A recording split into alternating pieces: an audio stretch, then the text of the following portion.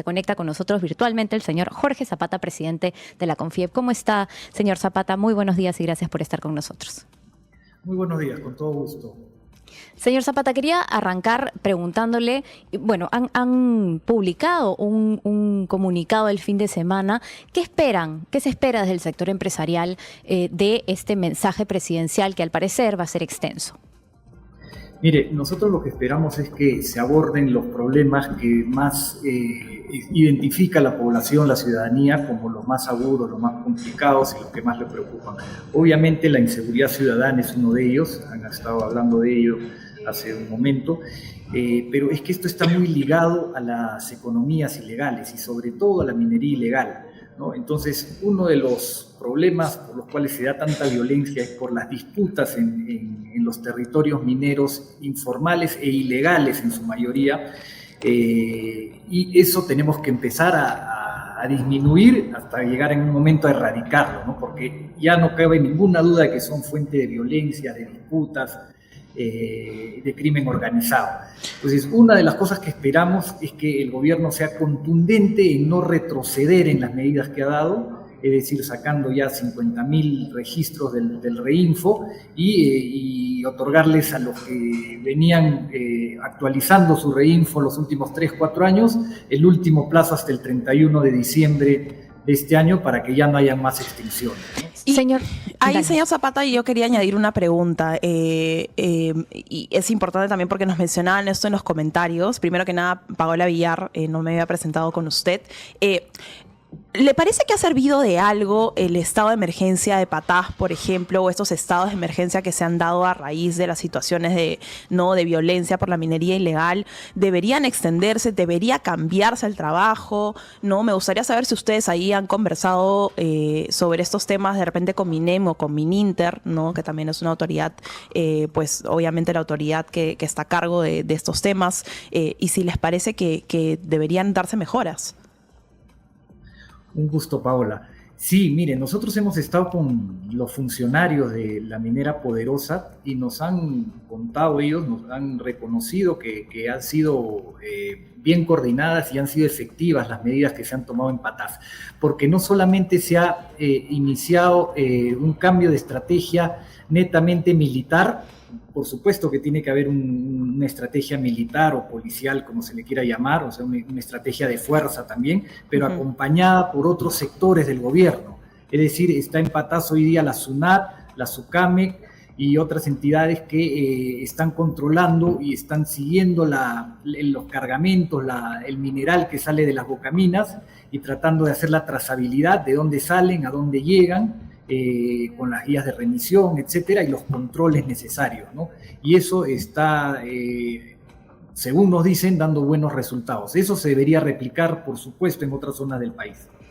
Señor Zapata, y hubo un tema con los reinfos, por ejemplo, al inicio, cuando se hizo el anuncio, se dijo que se iban a retirar estos 50.000 reinfos y luego hubo un retroceso por parte del gobierno. El gobierno dijo que más bien iba a dar una suerte de segunda oportunidad para revisar esos 50.000 reinfos. Ese tema no se supo mucho más después. No sé si ha habido algún comunicado oficial directamente a los gremios que han estado detrás de este tema para verificar si esos 50.000 reinfos que en un primer momento fueron excluidos volvieron o se revisaron gran parte de ellos. Mire, no hemos tenido información de una decisión concreta de retroceder, digamos, en los reinfos que ya han sido eliminados, ¿no? Lo que he escuchado son explicaciones en la prensa de algunos funcionarios diciendo que todo ciudadano, toda empresa tiene un derecho a una revisión por proceso administrativo general, ¿no?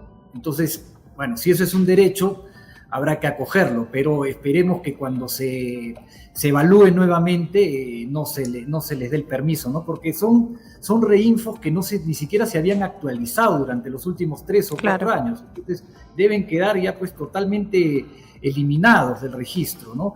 Ahora, sí nos preocupa, y lo digo con toda claridad, los antecedentes y el perfil del ministro de Energía y Minas, ¿no? Yo creo que hay que estar muy vigilantes, sumamente vigilantes, para que no haya un retroceso en en esta eliminación de los 50.000 reinfos. Jorge, ¿cómo estás? Te saludaría Ana Lina. ¿Te refieres específicamente a esto que se ha conocido de cuál era la postura del ministro antes de ser ministro, que parece que estaba bien alineado con que el reinfo se extienda o digamos, sigan las condiciones actuales flexibles para la minería ilegal? Recordamos, este es un reportaje de Punto Final. El reportaje de Punto Final de los chats del ministro, ¿no? Este chat grupal donde está el ministro, donde cambió repentinamente de discurso de un día para el otro, al parecer, ¿no? Uh-huh. Sí, ¿qué tal, Ariana? Un gusto. Sí, me refiero a eso y me refiero a estas conversaciones que han habido con estos líderes de las tomas de carreteras, con este señor Franco Becker y sus dirigentes. No se ha dicho con claridad en qué se ha quedado en esas conversaciones. Yo espero que hayan sido contundentes y hayan sido claros en decirles no va a haber retrocesos por parte del Estado, ¿no? Una de las cosas que más llamó la atención, y lo suelto como un comentario, señor Zapata también, es que más allá de los comentarios sobre el reinfo, incluso el actual ministro Montero mencionó que el Banco Central de Reserva debería de comprar el oro a los mineros informales. Sí, de ninguna manera, ¿no? Eso, primero, que no soluciona nada, y segundo, que el Banco Central de Reserva es una institución absolutamente seria, que se ha ganado un prestigio y no podría estar entrando en este tipo de operaciones, ¿no? Además, que no soluciona nada, porque que se lo compre uno, pues se lo compre el otro, sigue siendo informal o ilegal, porque eso es lo que se pretende, que compre a la informalidad.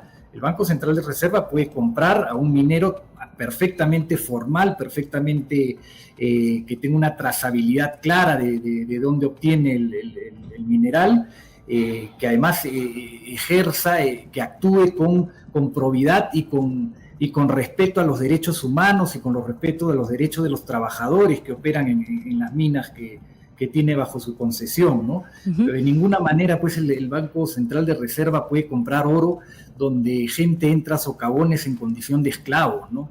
Uh-huh. Y, señor Zapata, desde el punto de vista económico, ¿qué se espera de este mensaje de 28 de julio, que es el último? Cosas, por ejemplo, como el sueldo mínimo, es una cosa recurrente a veces en estos mensajes.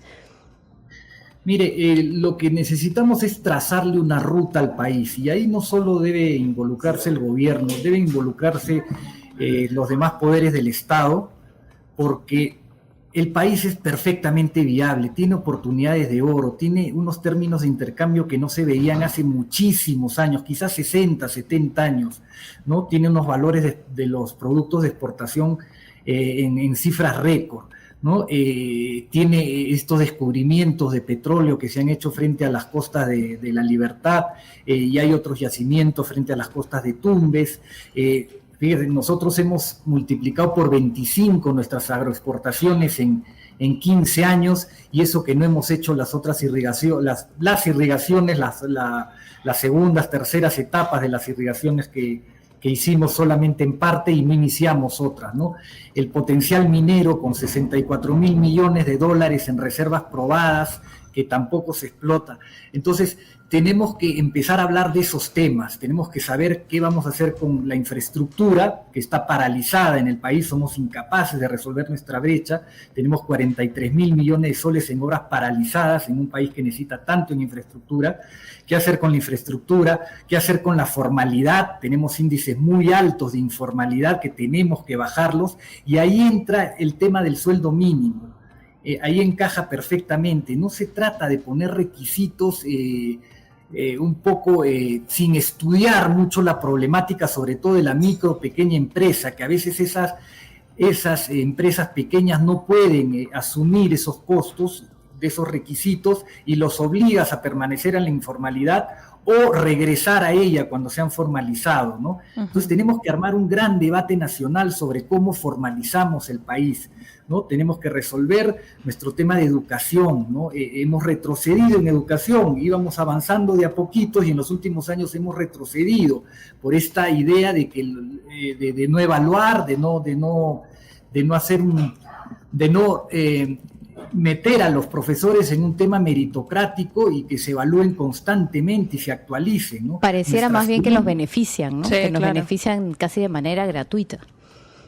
Así es, correcto. Nuestra salud también se ha deteriorado y eso se une con nuestra incapacidad de terminar los hospitales, de terminar las postas médicas, dejarlas a medias, que también está muy enlazado a la corrupción, sin ninguna duda, ¿no?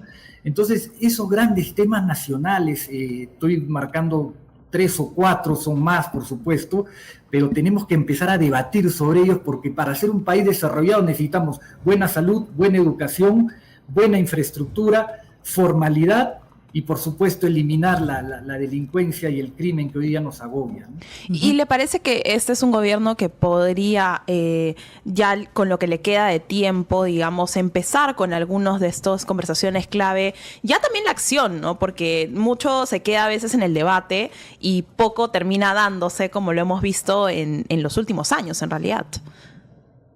Sí, el gobierno está de salida, le queda un último año, pero sería importante que ponga en agenda estos temas, ¿no? Para que en la campaña, es una buena oportunidad, la campaña electoral, Claro. empecemos a discutir estos temas, ¿no?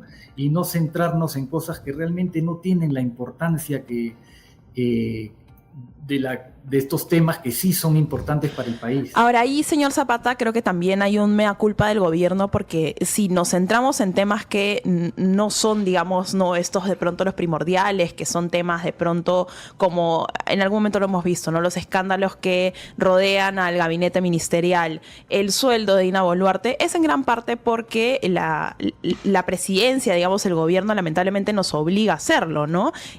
Con todo lo que viene pasando. Como hemos visto, una de las últimas conversaciones alrededor de la minería ilegal no tuvo que ver necesariamente con el reinfo, con las cosas que se necesitan, con la situación de inseguridad, etcétera, sino con un chat del ministro que realmente no hubo, él nunca aclaró realmente no su posición, o sea, de un chat que te mostraba que el ministro tenía una postura que lamentablemente pues podía poner en riesgo incluso cualquier tipo de avance en el rubro, ¿no? Sí, sin duda los temas salen de ahí, pero lo que yo pido, lo que los empresarios pedimos y en coordinación con los trabajadores, porque este comunicado ha sido firmado por la CGTP, es que no solo nos limitemos a esos temas, ¿no? Yo creo que tenemos que hacer un gran debate nacional para que los grandes temas del país también se pongan en agenda, ¿no? Necesitamos una agenda desarrollista y esa agenda desarrollista pasa por, efectivamente, hay que investigar los temas de corrupción o los temas donde hay errores palpables, ¿no? Claros, y hay que condenarlos. Pero también tenemos que poner en la agenda estos asuntos que van a traernos el real desarrollo del país. Exactamente. De acuerdo. Señor Zapata, queremos agradecerle por haber estado con nosotros hoy. Vamos sin duda a seguir toda la tarde todo lo que se venga y por supuesto vamos a escuchar el discurso de la presidenta. Muchas gracias nuevamente por haber estado con nosotros. Muchas gracias. Gracias. Hasta luego.